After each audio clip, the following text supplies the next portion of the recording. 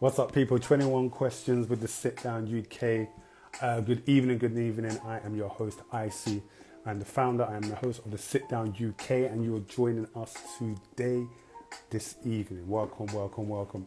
Now, what is 21 questions? 21 questions is a week to week platform where we unpack the lives of so many empowering, inspiring individuals from different spheres, different industries, because we're all connected through our stories. So if this is your first time joining us, welcome, welcome, welcome. We have been doing this since, I believe it's March, April 2020, every single week back to back. And so you are ripe and ready for a binge fest, all right? So if you've never ever dived into what we do, jump onto our IGTV. We've got season 1, we've got season 2 of interviews for you to just pour over, grab the gems, get the good bits, and just apply it to your life in whichever way. So yes, welcome, welcome, welcome. Juliet, welcome. How are you? And with Lisa, welcome, welcome, welcome. Today, we're going to be raising money for Sickle Cell UK, Sickle Cell Society UK. We did them last week. We didn't raise no money. So we're going to do it again. And we're going to try and raise some money for a very important cause, especially within the black community. Okay. So I really encourage you, whether it's £2, £1, £5, £100, give something towards such an important cause that affects so many. So if you want to give anything, just click the link at the bottom. You'll see the donation function, and you can just go ahead and donate anything. Let's try and at least hit £50 today. That's our little target. £50 today for Sickle Cell Society UK. All right, cool. Well, without further ado, we're going to honour your time. We've got an amazing guest, Jamelia Donaldson. She is the owner, the founder of Tress, definitely redefining hair care in today's society. So join us today as we unpack her story and delve a bit deeper into the business and to the makeup of who she is as a person. I'm gassed and excited. So let's get it cracking. Jamelia, we are coming over to you.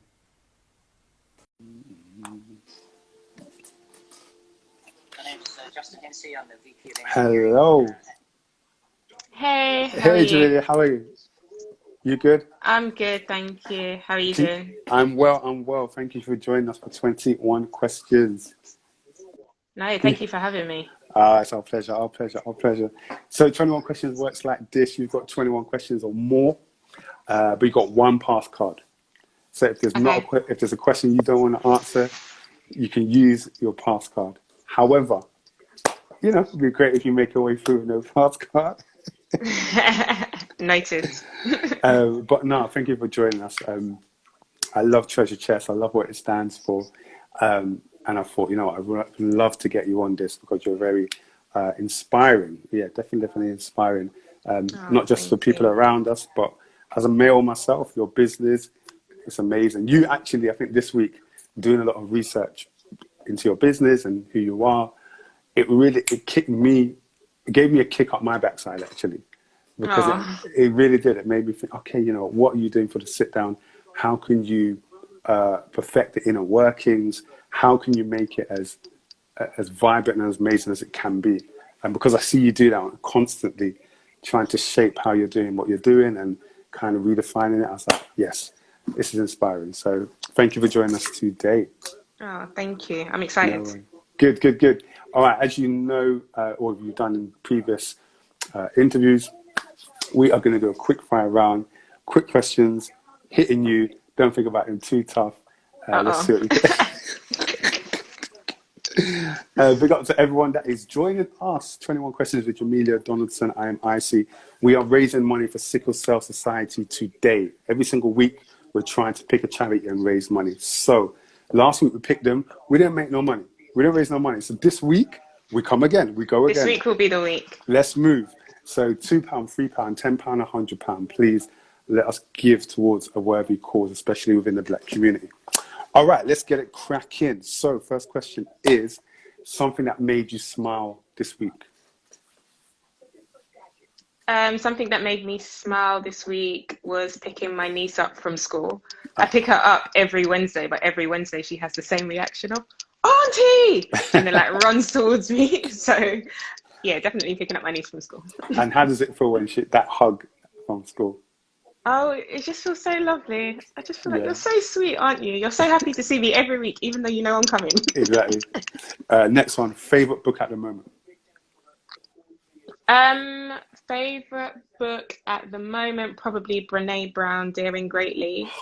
I'm actually about to read a book called Learn How to Take a Punch, which I think is perfectly timed for me. Okay, So I'm excited to get into that, but I can't say it's my favorite because I've not read it as yet. I've got that. I've got Brene's on my Amazon book list. So She's serious, man. she's She amazing. just gets you together. Oh, big up Brene. What was the last thing that you subscribed to? So a subscription that you subscribed to? Oh, that's a tough one. Um, I'm gonna say Spotify, but Okay. Which one are you on? Free model or yeah, pay? paid. But my friend's got one where you get to like give a few logins to a few different people, so I just log into her one. So I didn't really subscribe to it. I Okay. just constant off her one. I might have to jump onto that. So is the TV on a... Oh, yeah. Okay, yeah. Is the TV on? Yeah. Yeah. At That's one right. second, John. So,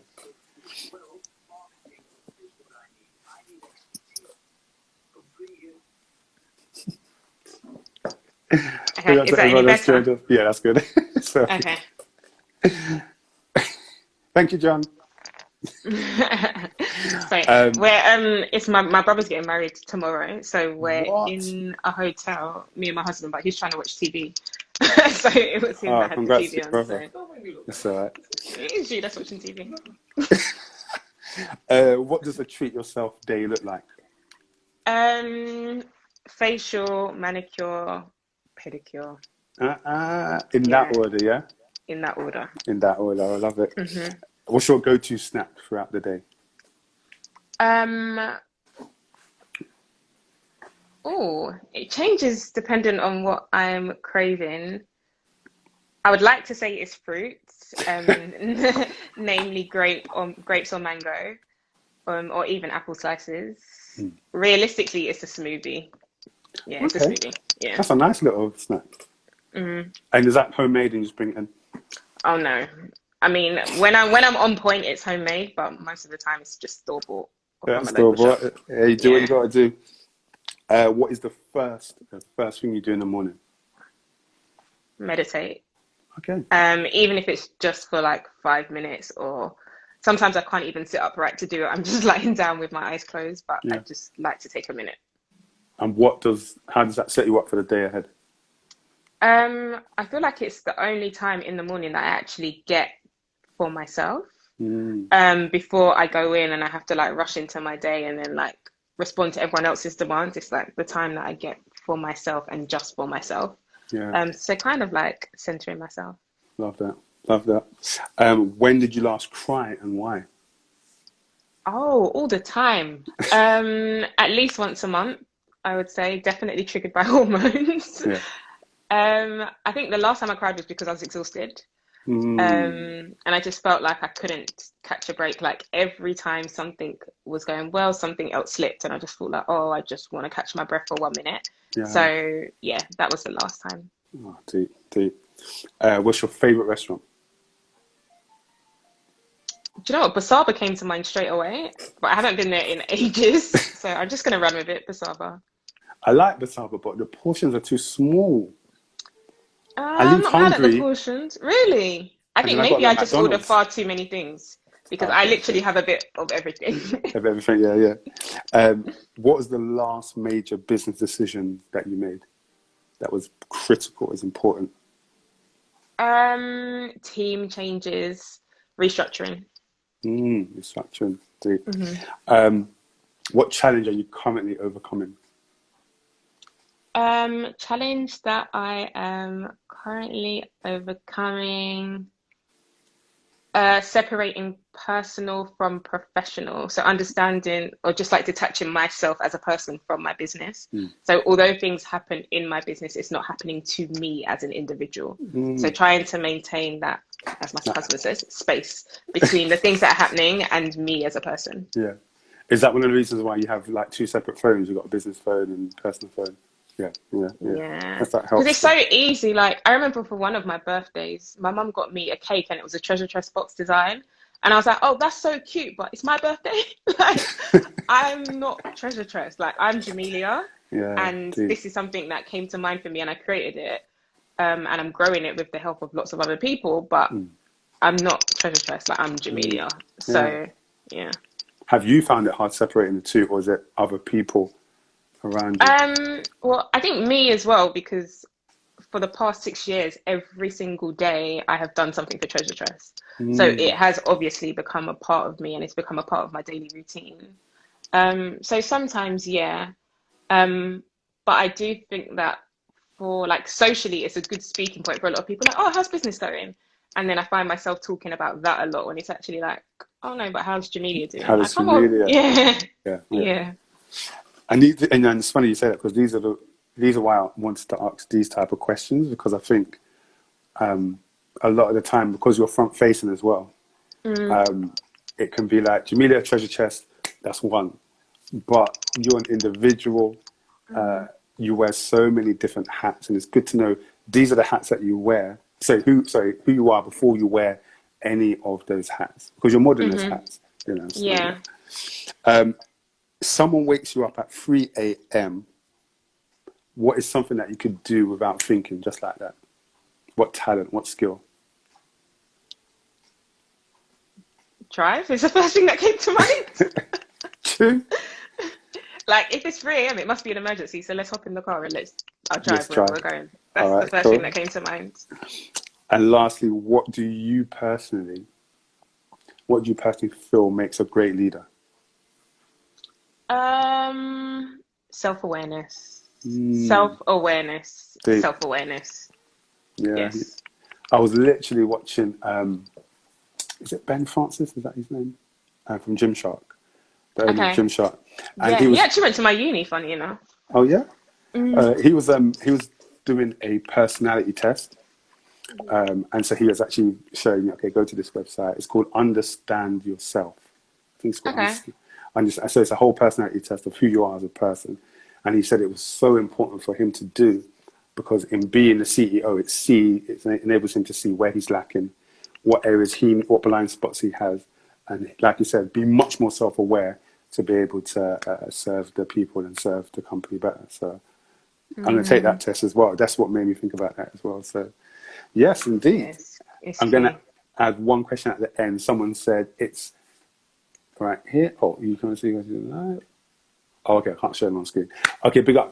It's Miss Shanita. What do you know now that you wish you knew a year before starting Treasure Tress? What do you know now that you wish you started or you implemented a year before starting?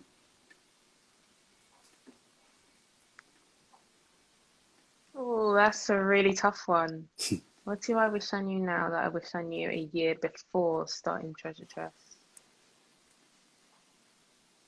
Probably the people that I know. Okay. Yeah, I wish Like I the knew more of network. the people. Yeah, because I literally built my network from scratch. I didn't know anyone in the beauty scene whatsoever. Wow. So every single relationship started with a cold call or a cold email. So yeah, definitely wish I knew the people then that I know now. Especially over like the past 2 years, I've met some incredible people who have really helped me along. So definitely network. Love it, love it. All right, well, you made it through quick fire, nice and easy, no qualms. So can we have a round of applause for Jamelia in the comments section, please? That was light work, light work. Big up to everyone that's joined us. 21 questions with Jamelia Donaldson. We are also today raising money for Sickle Cell Society UK. We've already raised £20. My target today is £50 at least. So guys, if you wanna contribute anything, £1, £10, £5, whatever, this is a worthy cause, especially within the Black community. So let's get that money jingling. All right, let's get into it. I got some questions for you. All right, and I want to start off with something I call early years. I have been doing these interview sessions for, it's more than a year now. We've been doing them back to back every single Thursday. Wow. And one thing I've seen is that every single person that's come on this platform to speak, how powerful and how formative those years are in their youth, in who they are now, especially in their business or in their craft. So I want to ask for you, how did your formative years kind of shape who you are now and what you bring to Treasure Tress? I think massively. I was speaking, I think someone asked my mum this, and she just said that from a really young age, I always had such pride in being black. She's Ooh. like, I don't really know where it comes from, but like, you were always just so proud of being a black girl. Mm. And then when I think back to like early memories of me and my best friend, when we were in primary school, we always used to like, we would go to school with like our hair in a bun or something. And then in lunchtime, we would take our hair out and shake it out to make it like really big. Probably inspired by Spice Girls at that point. But yeah, I don't know. For me, when I think of like ideas of beauty and beauty ideals, something in me from when I was really young made me very fascinated with hair, very fascinated with beauty, but then also very proud to be black. Wow. And then when I think about like life experiences, I come from a lineage of teachers. So my mum's a teacher, her mum was a teacher. So education was always a really, really big part of my upbringing, which meant that my mum was definitely not buying me the latest trainers, but she was always buying us plane tickets to go somewhere else in the world, to go and visit family, to stay with family, undertake new experiences. When I was 11, we moved country completely and moved to Atlanta, and I started a brand new school. My brother started a brand new school, and we just had to get into that way of life. So I would say that travel was heavily, my love for travel was heavily influenced by my upbringing. My like eager for learn, like my first to learn and to improve definitely comes from, look at Renee, big up mummy. My first for learning definitely comes from, as I said, the lineage of women that I come from, but then also my mum's determination to make sure that I was always learning something, whether it was piano, violin, French, Spanish, I always had to be learning something. So that comes from there. And then entrepreneurship, I would say that that comes from, when I look back, I'm like, oh, I was actually doing it from a young age, because I taught myself to braid when I was like 4. So by the time I got to school, I was braiding other people's hair, which meant that by the time I was in secondary school, I was getting paid to do hair. So when I look back, I'm like, oh, that was actually my first business, like getting paid to do people's hair. So I can now, looking back retrospectively, I can see loads of points that I'm like, oh, actually, that informs why I react this way. That informs why I act this way. But then also talking about self-awareness, like as I continue to do work on myself, I can also see my pitfalls and see why I respond in certain ways to certain things as a result of my upbringing or my childhood. So yeah, I know that my life is heavily, heavily influenced by the experiences that I had at a young age. Yeah, I love that. And your brother's birthday being tomorrow. Wedding. Wedding. Yeah. Do you have any other siblings? Yeah, I got 2 brothers. I'm the middle child. Middle child. What was your relationship with them like growing up compared to like now? So my youngest brother, we have different mums, so we didn't grow up in the same house. My oldest brother, we have the same mum and dad, so we grew up in the same house. Yeah, that was like my guy. He still is my guy, but then it got frustrating when we got to teen years, because he was always going out, he was always bringing girls home, and I was just like, who are these girls in our house? And then when it was time for me to start seeing people, I was just not allowed. And I went to the girls' school, he went to the boys' school, and there was a strict rule that no one was allowed to talk to me because I was Craig's little sister. So I distinctly remember some boy asked my brother if he could talk to me, and my brother had to give him permission to talk to me. And I thought, this has gone too far now. Like, this is far too much. I love that. But our relationship, I would say that it's pretty much consistent, like on both sides. Me and my older brother, still a great relationship. Would definitely say that both of my brothers are practically my best friends. My younger brother reminds me a lot, not in a weird way, of my husband. They're the same star sign, and they respond to situations very similarly. So I think as I've grown older, I've come to understand them a lot more. And I also think it's really interesting seeing my older brother be a dad now, because I've got a really good relationship with my dad, but we didn't grow up in the same household. So he was almost like the male figure of my house. So it's really interesting to see him formally be the male figure of his home with 2 daughters. I'm really proud of them both. Tomorrow's a big day, but yeah, tomorrow, that's beautiful. And I think, you know, I've got 2 sisters, 2 brothers. No, yeah, 2 sisters, 2 brothers. I'm the oldest. Big family. Yeah, you know, so seeing that relationship from young and how it grows, it's so funny because you don't realize when you cross the line of adulthood, like when you all cross it. And so you're going to work and, you know, like you said, marriage is coming into the place, and then children. In your eyes, that's still your brother and your sister, but in reality, everything has actually, you know, changed around you. It's beautiful, beautiful. What's your relationship with your mum like? Good. It's funny because we're both Tauruses, which means that we're both like strong-minded, determined, very strong-willed. But I think it improves with age because now I can actually see her for a woman as opposed to just my mum, and like understand what she was going through when she was my age, the things that she accomplished when she was my age, and I think it puts it all in perspective. So I would say good. Yeah, she's definitely one of my key role models. Is she someone who, or let me ask you, who do you run for? Who do you run to for advice or a big decision before making it? My husband. He's like the most level-headed, whereas I can be a bit dramatic. He's very level-headed. If I had to go in order, I would say him, then probably my dad, because he's also very calm. My mum's quite like me, so I'll probably go to her third. And then definitely my friends who have a few different personalities, so give me a few different perspectives. Yeah, I love that. What was your relationship with your dad then like? Because if you didn't grow up with him in the household, but he still had a reach and influence in your life.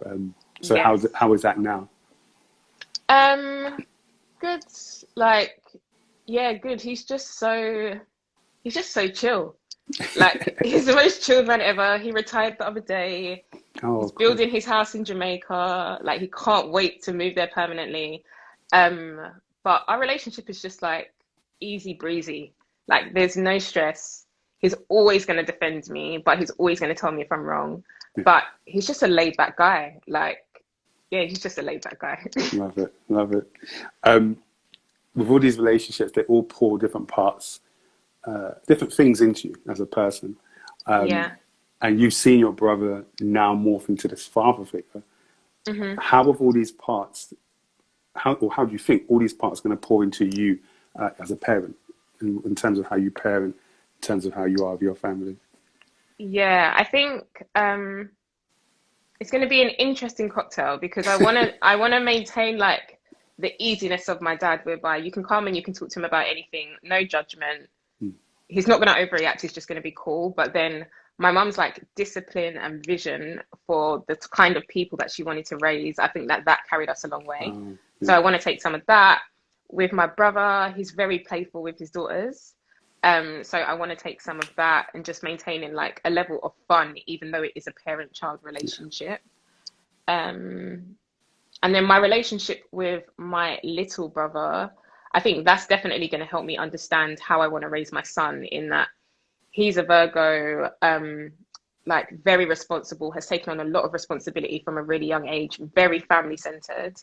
But with that, he needs to be treated gently. And he needs to know that he has his safe space and that people take care of him as much as he takes care of other people. So I think a mixture of that, like understanding that when I have a son, I still need to nurture their not feminine energy, but I need to nurture like the soft side of them that allows them to be gentle. It allows them to be emotional. It allows them to be sensitive without being judged. 100%. There is that. It's a fine balance, isn't it? It is a fine balance. And I've got a daughter, 2 years old, and there is the side of you that wants to mold and shape them, and there's the side of you that actually has to let them become who they want to be, who they're going to be. And there's this fine line to tread. It's a funny one. I'm 2 years in and I don't know nothing yet, but every day's a new day. Well, thank you for sharing that. You could have used your pass card at any point. But thank you. I want to I ask forgot actually. about that. Yeah, I want to ask with your husband, we got John. Um, what quality do you love about him the most? John, press record Um, now. Start recording. do you know what? He stepped out of the room because he wants to take a call, and he talks really, really loud. So it would not have been good if he took this call in here. What quality do I like about John the most? No. Love. Oh, Mm. love about John the most. I just think he's just such a pure human. I don't know how to explain it, but anyone that meets him, you can't have a 2 second conversation with him. Like if we're going out somewhere and someone starts a conversation with them, they're talking for the whole evening because he's not asking any surface level questions. He's going straight to the core, straight to the heart, like right away. Um, I love so it. sometimes I'm like, yeah, we've got to go. Like, and you did come here with me, by the way. Yeah, yeah. But he's just a pure human. Like Love he it. just sees the human in anyone, Mm. and he can maintain a conversation with anyone and show that he genuinely cares about Mm. every and anyone. Big up, John, because I find networking difficult because Hmm. I struggle with surface conversation because Yeah, I just feel that we're deeper than what is the weather or what do you do. So yeah. yeah, John, let's have a conversation, man. You should get him on. Honestly, he's actually so like he's taught me so much, so much. He would be a Big very up, good guest. big up, John. Cool. Well, moving on, I want to look at the Black beauty experience, and Hmm. in previous interviews, you've talked about the intricacies of Black beauty. What are some of those intricacies about Black beauty that people are not aware of? Oh gosh, there's just so many layers to it. There's like the most obvious things like texturism, colorism, and then there's the deeper stuff when we look at the industry as a whole, as far as like who the gatekeepers are, Mm. who holds the most power, um, what Black women are allowed to do, what rooms Black women can enter, how Black women are like almost kept at a distance. It's a very interesting industry, Mm. which I really, really love because it's something that I've been passionate about forever. But I just feel like, regardless of what industry you're in, the power structures always look the same. Yeah, But I think what's interesting now is that we have a lot of beauty businesses that are direct to consumer. So we're not banking on retailers yeah. anymore, which can always be a hurdle. We're not banking on like online retailers even buying into us. Like people have a following, they have a website, and they're Yeah. selling direct to the customers that they want to talk to, and there aren't as many people closing doors on them. So I Mm. think it's a really interesting space. As I said, it's no different from any other industry as far as what the power dynamics look like, but I think innovation is at Mm. 100 miles an hour in this industry. And it means that for a lot of Black women and a lot of Black entrepreneurs, we're making our own rules, we're doing things our Mm. way, and we're making it work for Yeah, us. unapologetically. Yeah. And you've mentioned before in the past where when pitching the vision, when pitching the idea, to make it more inclusive, to make it more to make it more palatable to the mainstream, Yeah. people have suggested, okay, well, what about that audience? And what about? And you were like, no, I'm good. Yeah. We found the right audience, and that is the audience. Have you Yeah. ever further on down the line thought, okay, maybe they were right in some sense. Maybe I do need to branch it out, or this is the core niche, and that's what you're working with. No, I didn't. I've never thought to branch Mm. it out because I just thought that's just not the problem that I'm solving, Yeah. and I wouldn't be passionate about it if I did then expand it. Like Mm. I'm a very passionate person, and like I get very obsessive when I find something that I want to learn more about or a problem that I want to solve. Mm. And something that I'm obsessive about is like Black women, Black Mm. beauty, Black entrepreneurship, Black excellence, and the way that we can create Black community. Like Yeah. that matters to me. Um, like white women struggling to find shampoos it doesn't exist as an issue. Mm. Like it's not an issue. Yeah. Whereas like quality hair care products for Black women is Yes. absolutely an issue. Yeah. But then taking it further than that, there's just so much magic that happens when you bring Black women together. And that for me is what excites me. And that for me Yes. is what keeps me passionate after all of these years. Yeah. And with so many more years ahead of me about the business that we're building. Yeah. No, I think I really connect with that because, you know, front facing, if you look at, what we do, the sit down, you see a whole swathe of black faces, black interviews. And I remember there was a time when I was thinking, oh my gosh, like I need to interview more white people, but to really branch it out. But I really felt that black stories do not get told enough. They don't. Black superpower stories, people in our community doing amazing, inspiring things that doesn't get pushed to the forefront enough. And so I think what I've decided is, if naturally this is the way we're going, then that's fine. I'm not against stories from other people and other cultures, but predominantly I want to hear black men and women who are doing amazing things and shine a spotlight on it and let more people see it, So I think we are allowed to niche down and unapologetically niche down, because I honestly think it's sad, but everyone else is catered for. But we need to cater for ourselves, and that's just what it is. And that's on God. That's on Mary Had a Little Lamb. Do you feel to any degree that there is, because I felt this when delving deeper into what you do, I really felt that I have hair privilege as a man. I can go to a barber shop and just be like, yo, skim and fade, man, and I'm out, gone. I don't need hair length, texture, condition. I don't need to think of any of that. And I was wondering, is that a thing? Do women feel that sometimes, that men, you are cool, you got it easy, we are the ones that have to bear the brunt of it? Do you know what? As of late, I've been having conversations with men that are like, I actually want to know more about my hair. And like, I'm growing out my hair and I want to take better care of it. Why is everything so geared to women? What about men? And that made me feel like, that's a good point. But I think in the beauty conversation, of course, men hold a lot of power, because a lot of what we define as beauty standards are defined by the male gaze, like what's most attractive to men. And then that's what women then aspire to. So as I said, it's the same as every other industry. Like, as much as it is beauty, it's run by men. And yeah, what we define as beautiful is dictated by what men define as beautiful and what men are attracted to. So men absolutely do have a privilege in this space. It would us changing what we find attractive inadvertently change that image or change that standard? Or is it going too far? I feel like I don't care, and I don't want young girls growing up to care about what men think about them.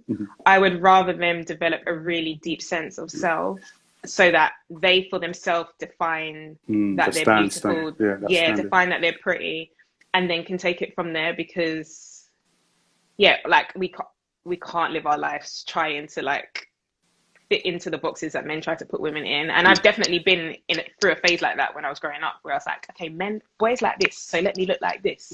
But it's not authentic to me, so I'm not really interested in that. I'm more interested in women and girls defining for themselves what's beautiful, and then running with that, rather than hoping that men will change and hoping that men will find them attractive at some point. Here. Can we have a round of applause in the comment section for that? I like that. I love that. I want to ask about the sacrifice. The sacrifice. Because from the outside, everything looks better. Yeah. Everything will always look better from the outside. But from the inside, oh my gosh, it's crazy. So I wanted to ask, what are some of the hidden, and I want specific examples, what are some of the hidden sacrifices that you have made to make this look so easy and so glamorous? Yeah. I don't know where to start. The first thing is the first L is probably money, right? When I first started, I gave up a very well-paid job in the city to run Treasure Tress full-time, and run it full-time to the point where I didn't pay myself for at least a year. I was living... And stop right. How now? Because I've heard people say this so many times, and I really want to know the nitty-gritty. When somebody doesn't pay themselves from their own company, how do they live? How do you pay rent? How do you eat? How do you travel? I didn't shop. I said, I'm not buying anything new. Anything that I needed to buy, I bought it while I was still employed. And then so I'll give you a very spot on example. Just before I left my corporate job, I bought a house. I decided not to move into that house. Instead, I rented out that house and I stayed at home. So I was saving money by staying at home. But for me, that's a sacrifice, because other people my age, if they had bought a house at that age, they couldn't wait to get into their house and like live independently. But I had to make the decision to rent that house and move back in with my mum and stay there, because that meant I could save money. That meant that I didn't have a lot of bills, and it meant that I could actually invest everything that I had into Tress. So that means that I wasn't buying anything. As I said, if I needed to buy anything, I bought it before I quit.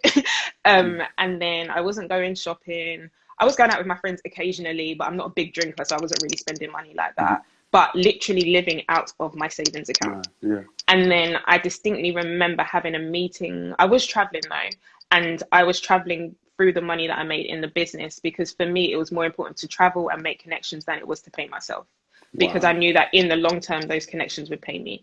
So I definitely traveled. So even that element that you talked about, the savings, before you jumped ship, you still worked a couple of months saving up before jumping ship and having that blanket, in a sense, to work from. That's important, because some people are like, yeah, I'm quitting tomorrow. Okay, yes, that's cool. But still, there's a way to still plan to jump ship, and I think yes, absolutely. And then I think the other sacrifice that I don't hear people talk about much, but I've realized it myself, is like the emotional sacrifice of building a business and building a team.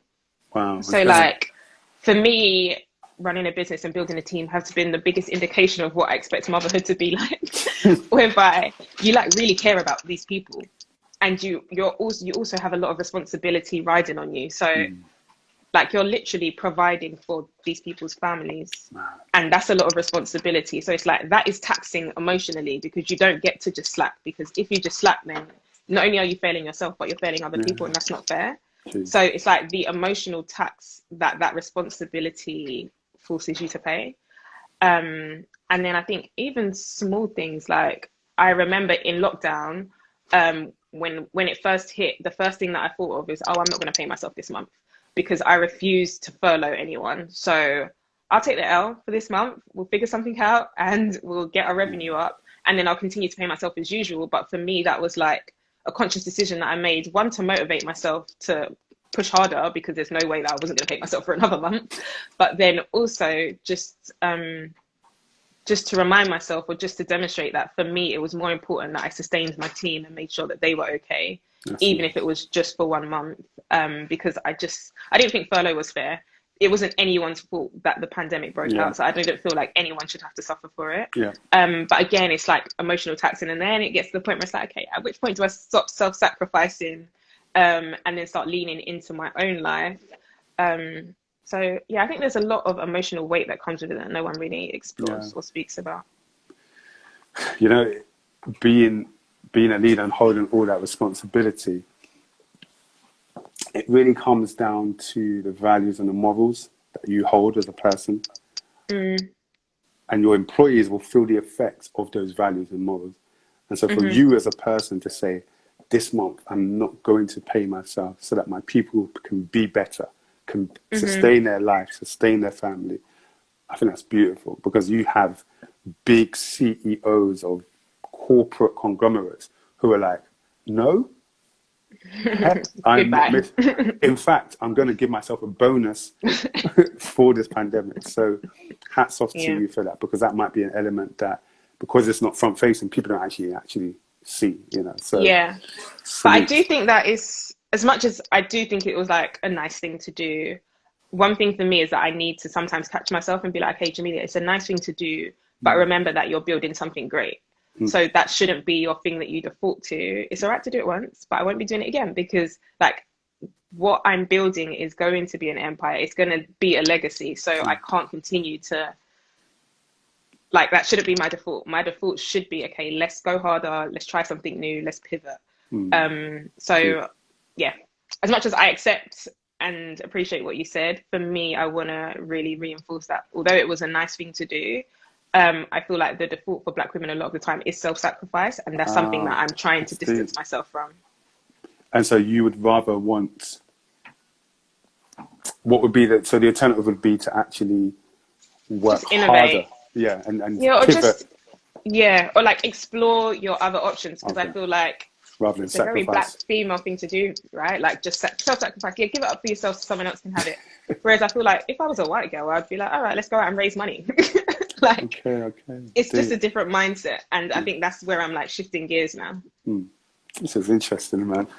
I wanted to ask about, with Tress, what in the beginning stages, one of the biggest lessons for you was, or eye openers, was postage and posting to international countries, and realizing that, it's a lot. This is a lot. So, what other lessons have you learned along the way that were very, very pivotal to you learning and changing, adapting real quickly?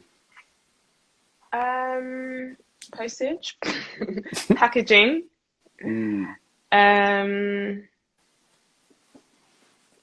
What else has like been pivotal to the way that we've changed?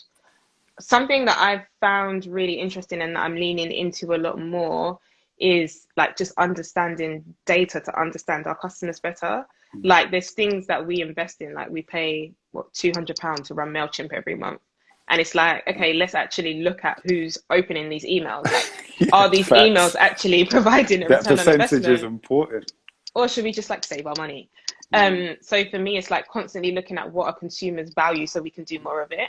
And then the things that don't matter to them, like let's stop breaking our backs to do it and let's invest more in the things that they actually care about. The biggest thing for us right now, I think, is getting back into eventing, because by now we expected to be doing offline events. Shameless plug, we've actually got an event next Saturday, a virtual event. No shame about it, plug away. And tickets are available on Eventbrite. They're going to go live on socials tomorrow or over the weekend. But that will be our first virtual event where we'll record a panel in the office, but then live stream it on Zoom. Nice. And I think for me, I wanted to hold off on eventing during the pandemic just because I know how it feels to have a physical event, and that is unmatched. Like I knew that we would not be able to replicate that virtually. So, that's probably like the most recent small pivot that we've made. Nice. Use MailLite way better and cheaper, has better customer insight too. Oh, noted. Thank you, Kelly. Thank you. Big up work babies. I wanted to ask, what is a dream box collabo for Tress? If you haven't already done it. A dream collab for Tress right now. Obviously a Black-owned business one, which is already in the making, so it'll be coming soon.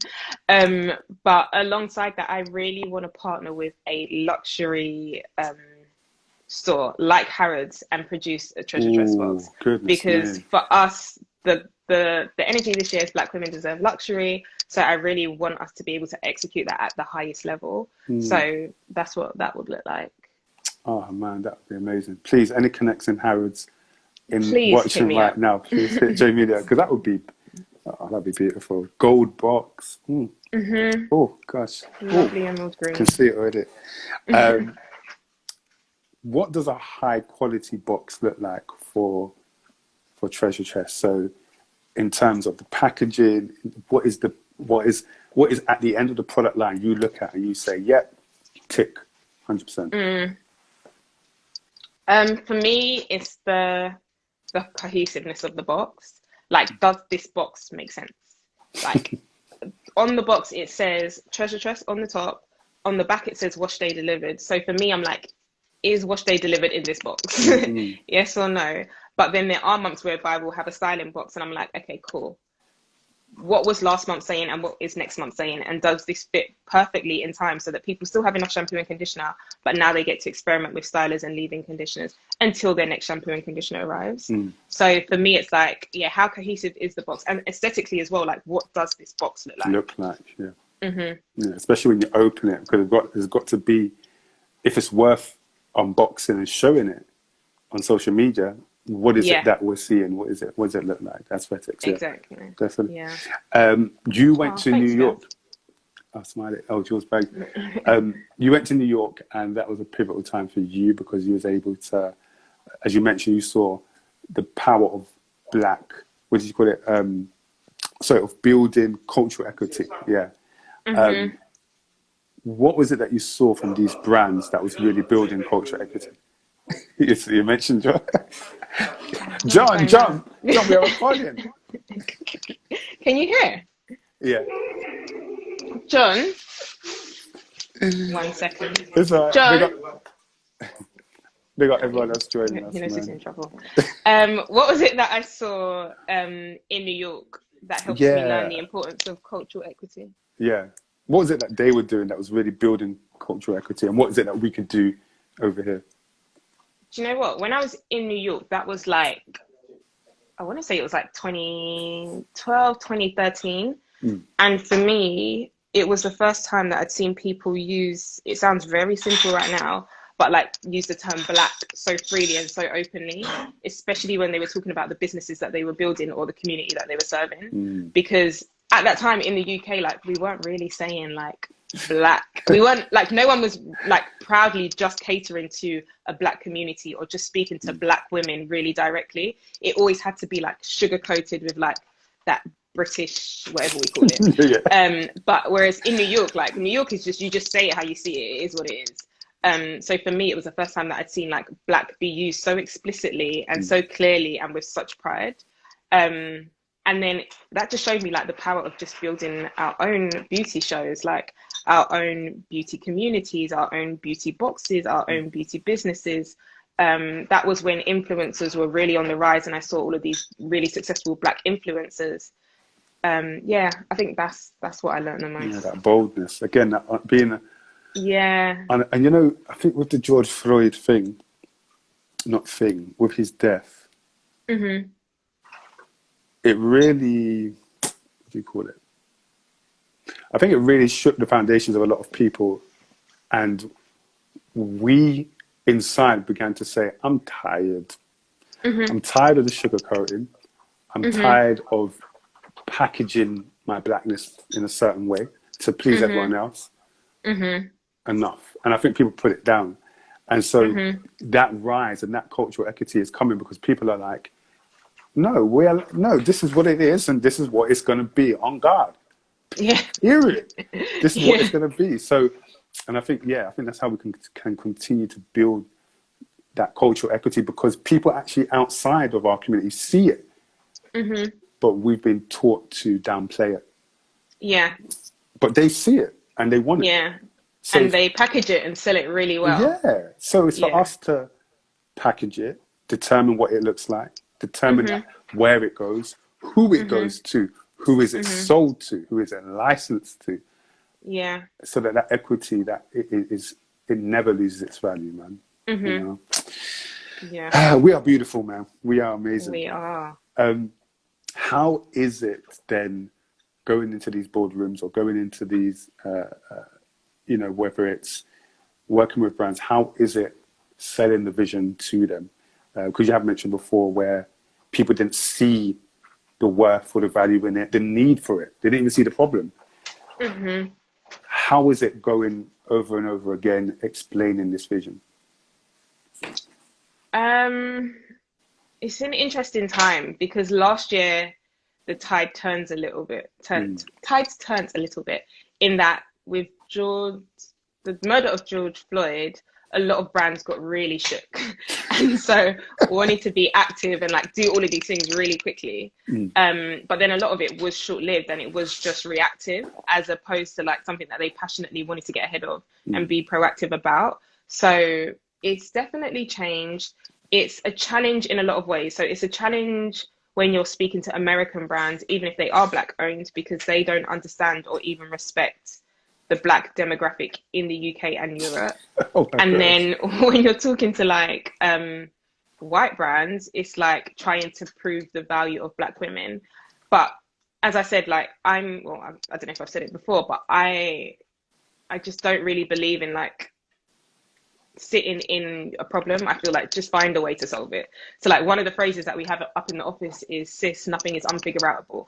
because there's always a way that we have to figure it out. 100%. So this year, we're actually releasing a report that demonstrates just how powerful the Black consumer is, in particular, the Black British woman, when it comes to beauty spending. Wow. Because you can't argue with the figures. Like, we've actually got the figures. We can tell you that Black women actually sacrifice a lot more of their salary on beauty products than African-American women do. Wow. But instead, brands don't really want to pay attention to it. Like, they only want to focus on the African-American consumer because there's a lot more of them, which is understandable. But at the same time, don't undervalue how much Black British women are also spending. 100%. And the fact that they're not the same. Like, we're not all the same. We look similar, but Black women are not a monolith globally. So we're releasing a report to basically demonstrate that, so that we can get ahead of the conversation and show people in black and white that, like, yeah, okay, you were sleeping on Black British women before, that's fine, but stop now. And this is why. 100%. And is that, would you say is that still, did you see it still reflected during COVID, when certain items might be seen as more, luxury? Oh, absolutely. No, not even luxury, but essential. Essential. I can't complain because it done massive things for my business. We actually built a wait list during lockdown because so many women gravitated towards Tress because Black hair shops were shut because they weren't deemed essential. Right. And then, unless you were stocked in Boots or Superdrug, your products weren't able to reach your target consumer. So yeah, it's just like racism is so deep rooted in this country that even during a global pandemic, like, there's still barriers that don't allow Black women to live their lives the same way white women do. Like, during a global pandemic, white women can still go into any shop and get all of their necessities, whereas Black women didn't have that privilege. As I said, it worked in our favor because it meant that a lot of Black women were introduced to Tress and were able to understand the convenience of having products handpicked for you and delivered directly to your door.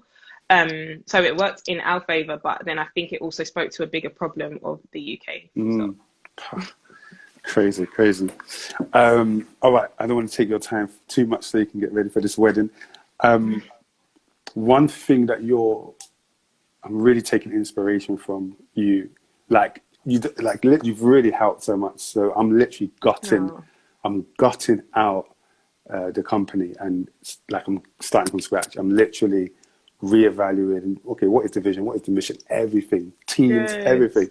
So, in one of the IGTVs you did just a few days ago, you was talking about building teams and the importance of it. And as the head, the person who has the vision, I want to ask for you, how have you found letting go? Because you have to let go. How have you found letting go and giving it into the hands, of other people? It's been hard.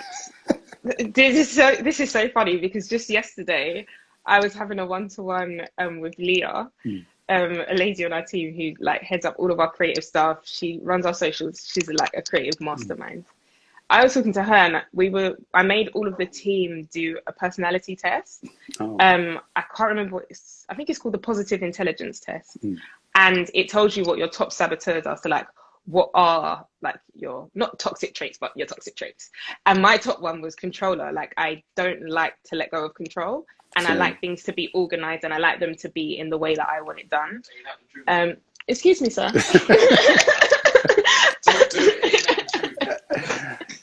So I said that's something that I'm dealing with. And yeah, it's not easy, but I'm actually, so the next episode of the IGTV that you saw, the next episode is with Darren from Trim It. And he said something that I thought was spot on. He said that his business grew so much more when he let people do what he hired them to do. And that, for me, is the absolute truth. Like, our best campaigns are the ones that I have nothing to do with. Like, someone has an idea and they run with it and it blows up, and then everyone's like, oh, Jamelia, I've seen the Sick Treasure Tress campaign. And I'm like, oh, that wasn't me, Like, that was Leah's idea, that was Pam's idea, that was Cam's idea, that was Shiv's idea. Like, when I let people do what they're good at, they do really well at it. But it is really hard because, like, this is like my child's, like, my first child. I know I want her to be well taken care of. But I think for me, this year is about trusting that I do have the right people beside me that I can hand over my child, and they'll help her grow into a lovely young lady. So it's something that I struggle with because I like to do things a certain way. I like things done a certain way.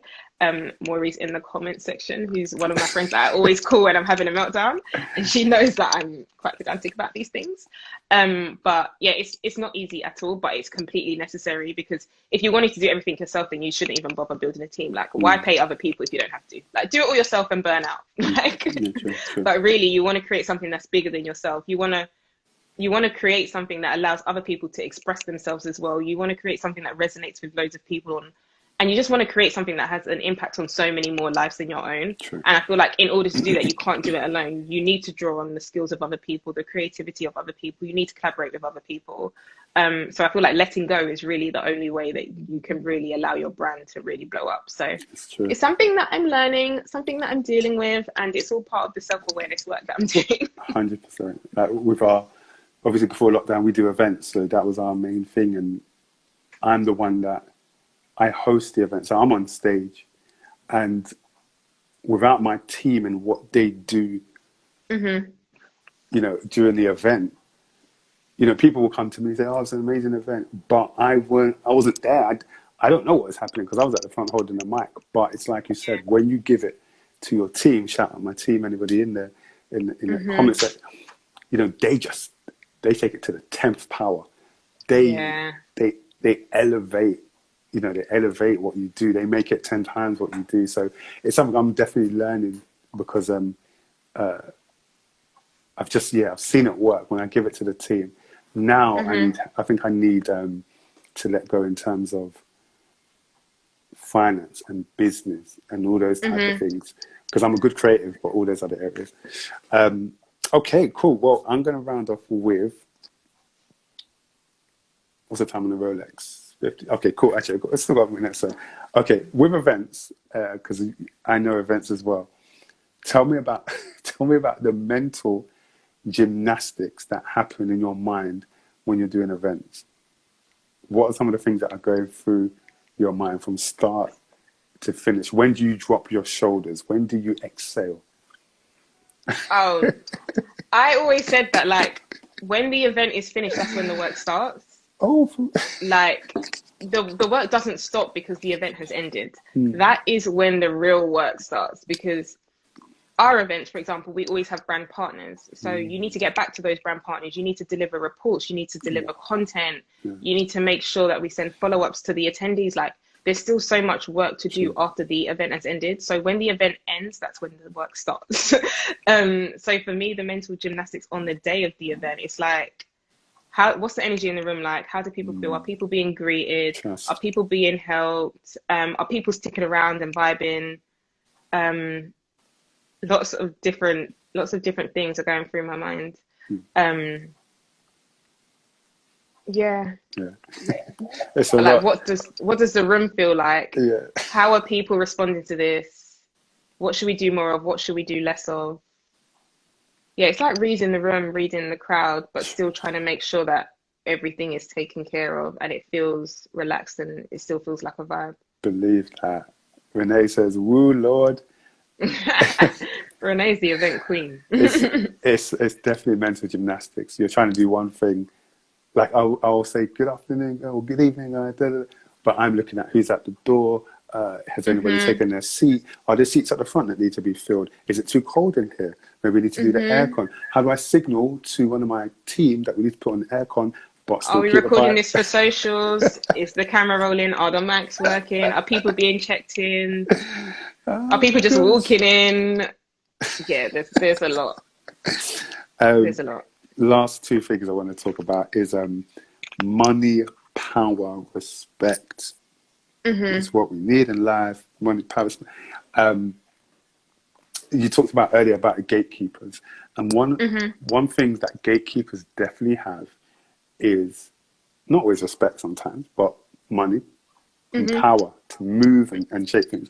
And I wanted to know if how you feel about money and wealth in relation to your company, and if that's something that you hold as a value that you feed into the way you operate as well.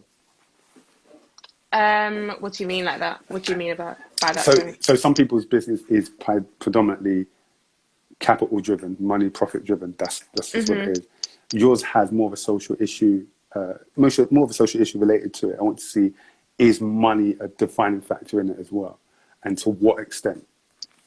Yeah, money is definitely a defining factor for several different reasons. Like a rule that I made really early on is that I wasn't going to do free events because I felt like when people signed up for free events, they didn't value it, which meant that like if they didn't feel like going on the day, they just wouldn't show up.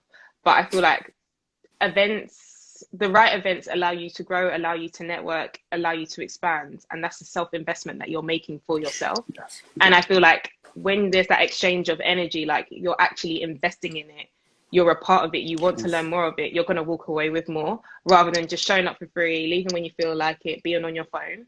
So that was something that was quite key to me. And yeah, money is really important because I'm a Black woman who has hired a team of Black women who I want to see live very full, very exciting, and very lavish lives, which means that we need to do the work, but we also need to generate the revenue to allow us to do that for ourselves, but then also to celebrate and elevate the community at the same time. So I don't necessarily think that social impact and capital are mutually exclusive. I feel like you can do both. It just comes down to integrity. Like integrity is the root of it all, right? Because too much focus on capital or wealth could make it go very left. But I think it's important to remain balanced. And I think that is really easy when the women that you work with look very similar to the women that you're serving. So we can just never get it twisted because we know who we're serving. We're serving ourselves. And I think that allows us to keep our eye on the prize, and the real prize being the elevation of Black women. Can we have a round of applause in that comment section? That was an Obama speech at the end. All right then. Your last question kind of thing was one of your quotes that you say. I really love it because you talk about it a lot. Is for people to create the things that you wish existed, and you encapsulate that quote in its entirety. You've actually saw a problem, dived into that problem, and are providing that solution on a daily basis. So one, I want to say, on your down days, remember you're doing that. Like you're actually doing your quote. So even though you might use it as a way to inspire others, remember, like on a day-to-day basis, you are fulfilling that quote. Thank you. I wanted to ask for you, how would you personally like to be remembered? Not as Tress Jamelia, but Jamelia Donaldson. How would you like to be remembered? When your time has to go, when you've got a transition, what would you like people to have in their mouth? I would like to say that I helped people see more of themselves that they weren't able to see themselves. A better way to probably say that is that yesterday, me and John were having a discussion and I complimented him on something. And he said, "Oh, did you know that when you compliment someone, it's actually a mirror of yourself?" And for me, one of the most exciting things about building a team is like hiring someone to do one role and then realizing that they are sick at doing something completely different, or like diving deeper into their role and they've got this sweet spot of things that they're really good at. And a lot of the times it's something that they've completely overlooked themselves. They didn't know it was a talent. They didn't know it was a skill. So I would really like for people to say that, like, Jamelia helps me see this in myself. Wow. Jamelia helped me see something in myself that I didn't see before. Or she gave me the opportunity to explore something in myself that I wouldn't have otherwise. Like, I would like that to be the legacy, that I allow people to see more of themselves. Ladies and gentlemen, thank you. 21 questions with Jamelia Donaldson. You didn't even use one pass card yet. Oh, yeah, I didn't. Pass card yet. Dash out the window. Jamelia, thank you so much for this evening. Thank you so much for your time. And man, we're just wishing you the best. Like I said, Treasure Chest is fulfilling a need. And my daughter is growing up. She's 2. But as she grows, each box that comes, I can point her in direction and say, yes, let's get a Treasure Chest box. You know what I'm saying? So it's not just for now, but you're actually, again, solving a problem for generations down the line. When you've gone, it's in place now. It's man, it's in stone and it's ready. So we salute you. And we always say, anybody that comes on the platform, we become a champion of them and what they do. So anything that you're doing, your event next week, send me that flyer because we'll just blast it Yes, I out will. there and blast it to our mailing list. So continue to do what you do. Again, thank you for your time. Thank you for your wisdom. We celebrate your brother tomorrow in a glorious, glorious day, and wishing him Yes. nothing but the best. So, yes. Thank you, and thank you for such wholesome questions. No problem. Like it was very fulfilling. Thank you so good, much. Good. Guys, can you leave some comments in the comment section for Jamelia? And she's here now, so I want you to leave them now. Give us our flowers while we are here and while we can smell them, please. Thank you so much for your time, Jamelia. John, thank you for your features in and out. Love it, man. Big up to you guys. Yeah, take care. All right, thank you. No worries. Bye. Guys, thank you so much for joining us. 21 Questions with Jamelia Donaldson. Like I said, we have I think we have 57 now, 57 episodes of conversations that we've had since last year, March, April. So go check them out via our IGTV channel. I wanted to say thank you to everyone that's come here. We have raised £40. Jeez, my target is 50. So, if one person, just two people want to give £5, we can just hit that target before we leave. But we are raising money for Sickle Cell Society UK, especially because it is such a topic within the Black community. I want to thank you for joining us again. You've been joining us every single week since last year. And, these interviews are not always easy for me to do because I've got a family that I'm heavily involved in and running. Sometimes I'm tired and stressed before I even come on here, but I want to give the best for you guys. And I thank you for turning up consistently week in and week out. It's a blessing. It's a blessing. So we're going to be back next week, next Thursday, 9 p.m. Again, check out our IGTV. Join our mailing list. We're almost at 200. Okay, so once we hit 200, it's closed. So join our mailing list because when we start our events, we're going to send out the dates and we're going to send out the ticket links. And if you're not a part of that, what can I say? All right, so make sure you join the mailing list. How do you do that? Link in bio. All right, I'm IC. This has been 21 Questions, and we are the Sit Down UK, connecting people through stories, our different stories. All right, take care. God bless. Have a good one.